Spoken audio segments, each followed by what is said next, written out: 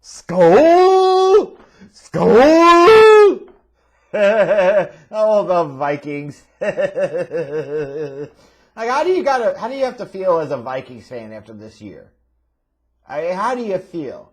Because at one point in time, it seemed like Vikings fans were all on board for tanking. They're like, this season got off to a crappy start. It's over. We're not going anywhere.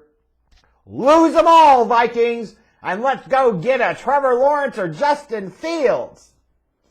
And then you get to a spot where you could potentially, in the last few weeks of the season, you play well, handle business, could potentially get into the playoffs, and then ultimately you fall short, and you just end up in that Bears territory of middle of the pack, average to a below average team, won too many games to really get the franchise-changing player, didn't win nearly enough games to really be a contender. That quagmire, that muck, that abyss of suck that is pure mediocrity. Can't imagine it feels too good for Vikings fans. You know, and even when I look at this season, yeah, I agree. Like, you can't feel good, as you didn't go on the high end or the low end of the spectrum. Believe me, the Bears have lived there mostly for decades, so I understand the feeling. It was a 1-5 start that really, truly sunk this Vikings team in 2020. I'm really surprised that Mike Zimmer survived that stretch. At least I was at the time, but then looking back on it, I believe he had just signed an extension, so it was very unlikely that they were going to sign him to an extension and then fire him so quickly.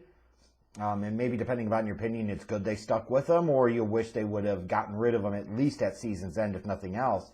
But I think one thing in interest of fairness to Mike Zimmer and the Vikings here is their opening stretch. You know, those 4 of those 5 losses in that opening stretch of the year were against playoff teams like Green Bay, Indianapolis, Tennessee, Seattle. So it wasn't like they were going up against a bunch of ham and eggers here. They weren't going up against a bunch of jabroni teams. They were going up against good teams that validated and proved that they were good teams by making the playoffs this year, not making the playoffs with a 500 or losing damn record. So maybe that start wasn't so bad. It was more that they just kind of ran into a gauntlet at the beginning of the year. But it was really interesting, that whole Yannick Ngakoue trade. They made the deal to bring him in the offseason, gave up, among other things, a second-round pick to the Jags to bring him in. And then a few weeks later, they're like, we just kidding. We go send him away. We'll get a third-round pick back, so we'll minimize our loss here. Yikes. But when you look at this Vikings team, you know, you're expecting to get big things out of Ngakoue. You really didn't get that much out of him because he wasn't even there half the season. You got no games from Danielle Hunter. You got nothing from Anthony Barr.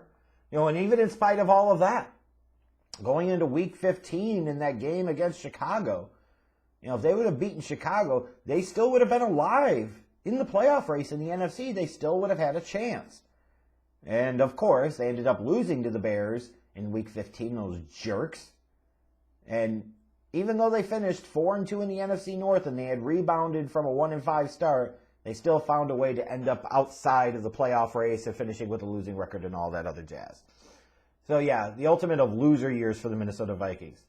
But the crazy thing is it's not the offense that's letting them down. Because the offense, you look at Dalvin Cook, had a monster year, had over 1,900 total yards and 17 total touchdowns, so he was a beast. Justin Jefferson, you know, Stephon who?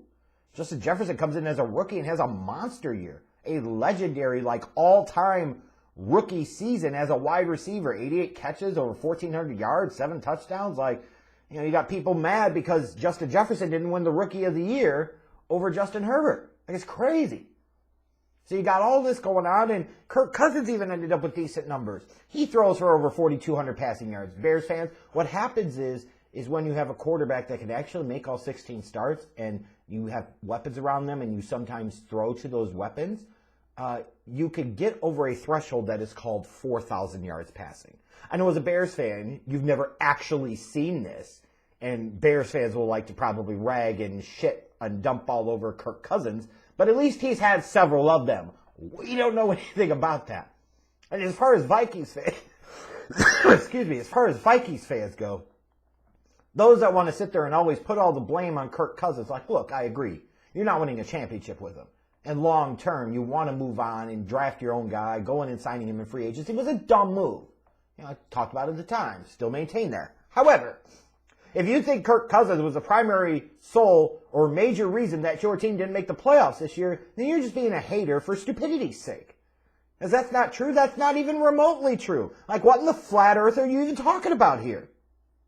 The problem with this team, which is what really, I think, to me, is an indictment on Mike Zimmer, is the defense.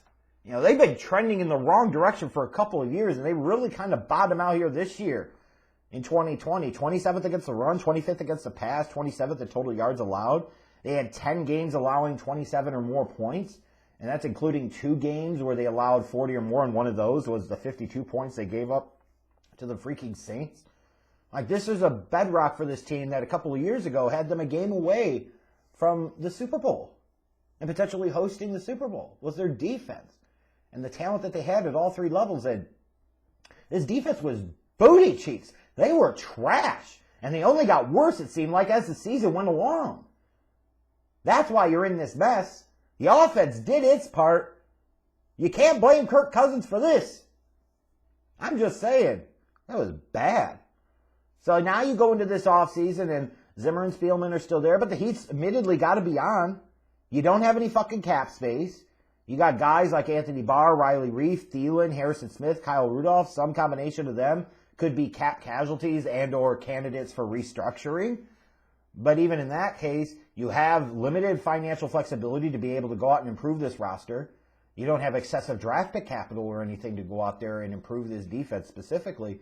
Like, you're in a tough space, and all the while you got to worry about free agents like Anthony Harris and Adenegbo and Jaleel Johnson. You know, especially Anthony Harris is going to be the most prominent one that you're going to be thinking about trying to retain.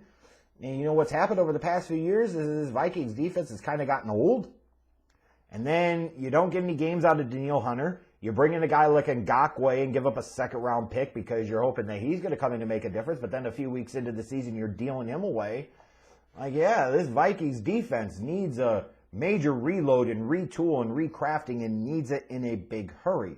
So while on the one hand, I'm a big advocate for in today's NFL, it's offenses that win, it's offenses that win championships. You're getting to the point now where the Vikings offense can win them enough games. It's the defense that until you get that at least to an average level, you ain't doing shit with this team. So they've got to invest heavily there. And I think it all starts up front. Like, once you didn't have Danielle Hunter for the year, like, you were in trouble in a big, big way. Like, made it a reason why, 5-6 weeks into the year that you were trading away Ngakoue after you traded for him. Because you didn't really see the point at that point. I don't know, maybe you should have kept them. Your defense going to play a little bit better, but, I look at it and I say, this is a team that, especially in the middle, they have nothing there. They were kind of a revolving door. Their numbers against the run clearly indicate that. Their lack of consistent ability to generate any type of real edge pressure or interior pressure on opposing quarterbacks. It's all manifested there. So I would expect the Vikings to be investing somewhat heavily in the trenches on the defensive side of the ball with their first couple of picks of this draft, and that's what they frankly should be doing. Now, at some point in time, you might want to target a young quarterback to be like an understudy, at least a cheap, reasonable backup to Kirk, and maybe see what the chips fall where they may in a couple of years. You could always use another wide receiver if you end up doing something with Adam Thielen and he goes away. You potentially talk about that need increases, but assuming he comes back, it's maybe something you worry more about day 3, or maybe not at all. You can look past that. But they got to get better in the trenches, especially. Still some needs, I think, of the interior of that offensive line, but certainly needs all over the place throughout that defensive line. So I expect this offseason to be focused on, if the Vikings are smart, we'll see, investing heavily on the trenches, like a 2 to 3 to 1 ratio, like investing defense versus offense, and you got to fix that front. It'd help if you improve the front of the offensive line just a little bit too. You're not perfect there, but it's the defense that really holds it back. It just feels crazy to me. Like, I would have expected, after this 2020 season to be coming on here and ranting and raving about how stupid it was to give Kirk Cousins all this money, and he's the thing that's holding you back, and he's the reason you're mediocre, and he's the reason you're not going anywhere. And you can't even say that now because he is so far removed from the biggest problem here with this Vikings team. And that's crazy. He's a above average NFL starting quarterback. You've given him weapons. You could throw the ball with some propensity when you don't over-zimmer it. You can really run the ball with Dalvin Cook. So what's the issue? The issue is this defense that used to be a force for the Vikings is pedestrian and just flat out bad.